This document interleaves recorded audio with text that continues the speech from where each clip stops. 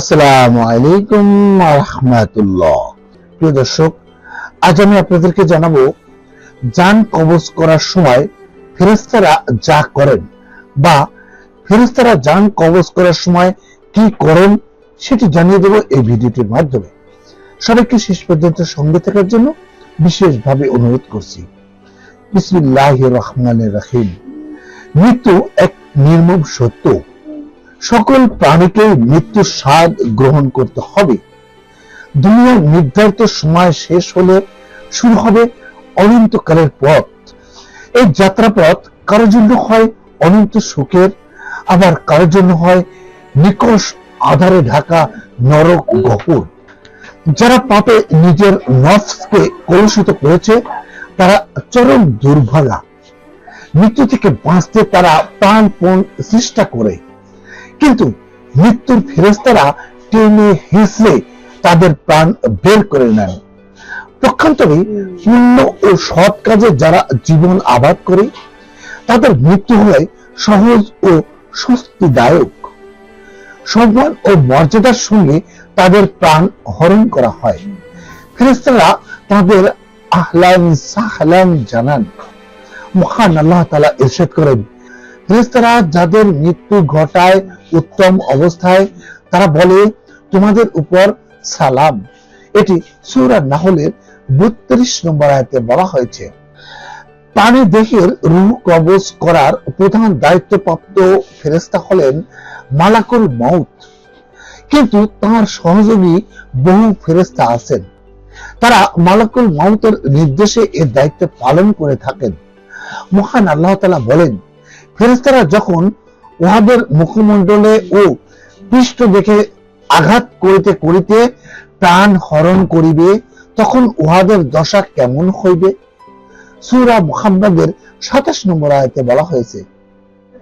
তিনি আরো বলেন, তিনি স্বীয় বান্দাদের উপর পরাক্রমশালী এবং তিনি তোমাদের রক্ষক প্রেরণ করেন। অবশেষে যখন তোমাদের কাহারও মৃত্যু উপস্থিত হয় তখন আমার প্রেরিতরা তাহার মৃত্যু ঘটায় এবং তাহারা কোনো ত্রুটি করে না। এটি সূরা আনজামের 61 নম্বর আয়াতে বলা হয়েছে। হযরত বারা ইবনে আজিব রাদিয়াল্লাহু তাআলা আনহু থেকে বর্ণিত মুসনাদে আহমদে এক দীর্ঘ হাদিস বর্ণিত হয়েছে, যেখানে জান কবজ করার সময় ফেরেশতাদের কাজ নিয়ে বিস্তারিত বর্ণনা করা হয়েছে। ইরশাদ হয়েছে, নিশ্চয়ই ঈমানদারের যখন দুনিয়া থেকে বিদায় নিয়ে পরকালের পথে যাত্রার সময় ঘনিয়ে আসে তখন উজ্জ্বল শুভ্র চেহারার ফেরেশতারা তার কাছে নেমে আসেন। তাদের চেহারাগুলো যেন এক একটি সূর্য।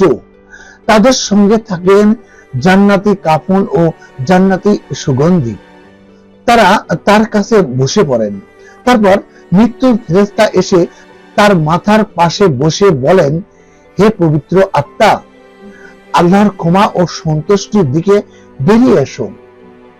রাসূল পাক সাল্লাল্লাহু আলাইহি ওয়াসাল্লাম বলেন, তারপর পাত্রের মুখ থেকে গড়িয়ে পড়া ফোঁটার মতো তার আত্মা বেরিয়ে আসে। আজরাইল আলাইহিস সালাম সেই আত্মাকে বরণ করে নেন। আজরাইল আলাইহিস সালাম হাতে নেওয়া মাত্র চোখের পলকে অন্য ফেরেশতারা সেই আত্মা নিয়ে জান্নাতি কাফনে ও জান্নাতি সুগন্ধিতে রেখে দেন। তার থেকে মিশকের চেয়েও উত্তম সুগন্ধি ছড়িয়ে পড়ে, যা কখনো কখনো জমনীয় অনুভূত হয়। আল্লাহর রাসূল সাল্লাল্লাহু আলাইহি ওয়াসাল্লাম বলেন, এরপর তারা সেই আত্মা নিয়ে ঊর্ধ্বে আরোহণ করতে থাকেন।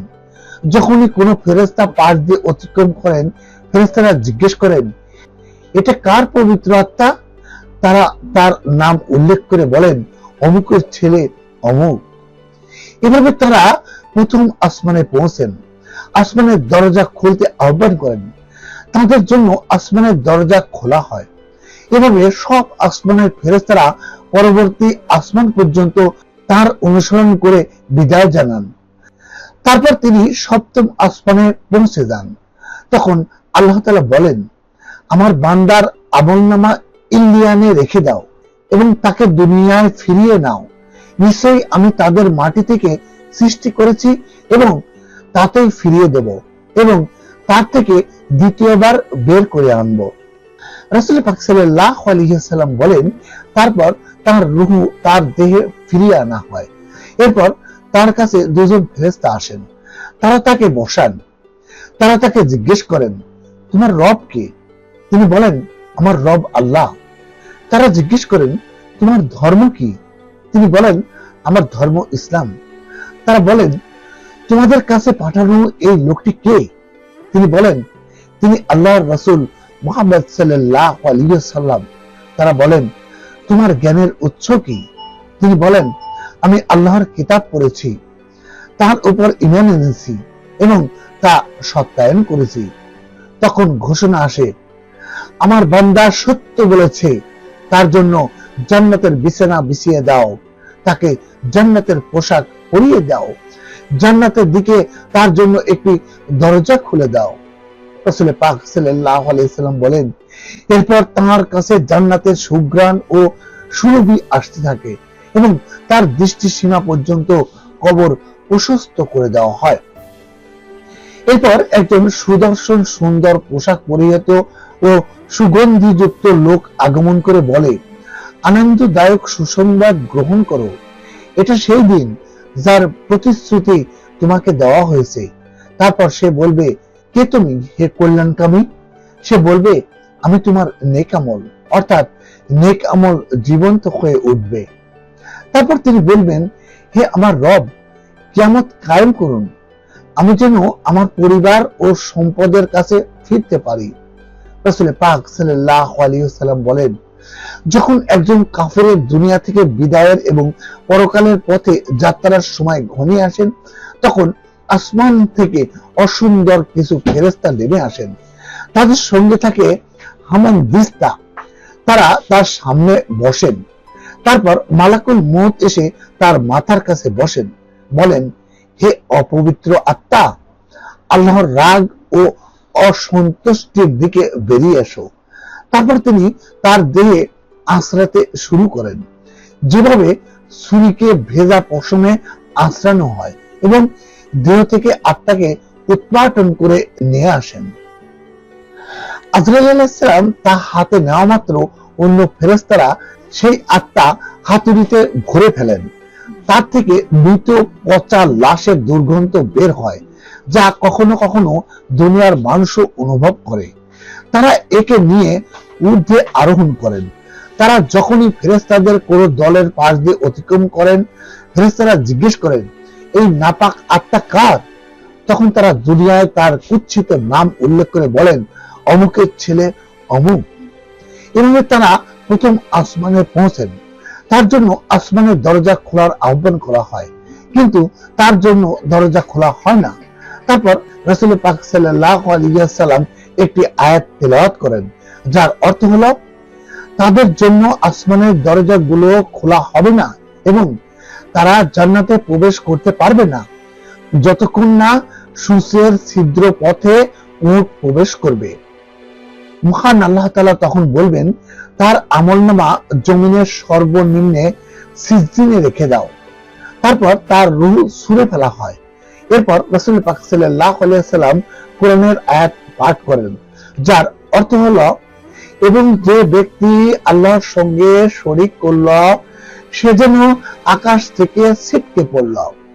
অতঃপর মৃত ভোজী পাখি তাকে ছোঁ মেরে নিয়ে গেল, অথবা বাতাস তাকে উড়িয়ে নিয়ে কোন দূরবর্তী স্থানে নিক্ষেপ করল। এটি সূরা হজের 31 নম্বর আয়াতে বলা হয়েছে। তারপর তার রূহ দেহে ফিরিয়ে দেওয়া হয়। তার কাছে দুজন ফেরেশতা আসে। তারা তাকে বসান। তারা তাকে জিজ্ঞাসা করেন, তোমার রব কে? সে বলে, হায় আফসোস, আমি জানি না। তারা জিজ্ঞেস করেন, তোমার ধর্ম কি? সে বলে, হায় আফসোস, আমি জানি না। তারা বলেন, তোমাদের কাছে পাঠানো এই লোকটি কে? সে বলে, হায় আফসোস, আমি জানি না। তখন আসমান থেকে একজন ঘোষক ঘোষণা করেন, সে মিথ্যা বলেছে, তার জন্য জাহান্নামের বিছানা বিছিয়ে দাও, জাহান্নামের দিকে তার জন্য একটি দরজা খুলে দাও। ফলে তার কাছে জাহান্নামের উত্তাপ ও লু হাওয়া আসতে থাকে। তার কবর এতটা সংকীর্ণ করে দেওয়া হয় যে তার এক পাঁজরের হাড়গুলো অন্য পাঁজরে ঢুকে যায়। তার কাছে একজন কুৎসিত চেহারা, দূষিত পোশাক ও দুর্গন্ধযুক্ত এক লোক এসে বলে, দুঃসংবাদ গ্রহণ করো, তোমাকে এই দিনের প্রতিশ্রুতি দেওয়া হয়েছিল। সে বলবে, তুমি কে? অকল্যাণ নিয়ে এসেছো? লোকটি বলবে, আমি তোমার বদামল। তারপর সে বলবে, হে আমার রব, কিয়ামত যেন সংঘটিত না হয়। সুতরাং সর্ব অবস্থায় আমাদের উচিত মৃত্যুকে স্মরণ করা, মৃত্যু যেন সহজ হয় সেভাবেই আমল ও ইবাদত বন্দেগী করা। কোরআনে বলা হয়েছে, তিনি অর্থাৎ একমাত্র আল্লাহ জীবন দান করেন এবং তিনি মৃত্যু ঘটান। আল্লাহ ছাড়া তোমাদের কোনো অভিভাবক নেই, কোনো সাহায্যকারীও নেই। এটি সূরা তাওবার 116 নম্বর আয়াতে বলা হয়েছে। মহান আল্লাহ তাআলা আমাদের প্রত্যেকের হৃদয়ে মৃত্যুর ভয় জাগ্রত করে নেক আমল করার তৌফিক দান করুন এবং ভালোভাবে নেক মৃত্যু দান করুন। আমিন। প্রিয় দর্শক, যদি আমার ভিডিওটি ভালো লেগে থাকে তাহলে অবশ্যই চ্যানেলটি সাবস্ক্রাইব করবেন এবং ভিডিওটি শেয়ার করে সকল মুসলিম ভাই বোনদের কাছে পৌঁছে দেবেন। সবাই ভালো থাকবেন। আল্লাহ হাফেজ।